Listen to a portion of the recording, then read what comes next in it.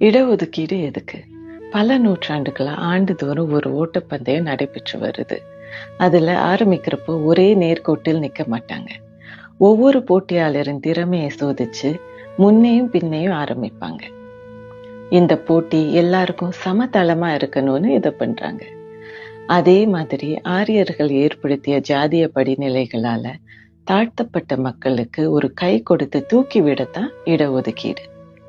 ஆனா இப்ப இருக்கிற முறைமை உண்மையிலே தேவை இருக்கிற மக்களுக்கு உதவுதான்னு தெரியல. இத சரியா செயல்படுத்தணும். எல்லாருடைய ஜாதியை தெரிஞ்சுக்கணும். ஒவ்வொரு ஜாதியில எத்தனை பேர் இருக்காங்கன்னு கணக்கெடுக்கணும். அதே சதவீதத்துக்கு இடங்கள் கொடுக்கணும். ஒருவேளை அவங்க பொருளாதாரத்துல மேம்பட்டவங்களா இருந்தா அந்த இடத்தை அடுத்த சமூகத்துக்கு கொடுக்கணும். நியாயமான சீரான செயல்பாட்டு முறை. தமிழ் தேசியம் அவசியம்.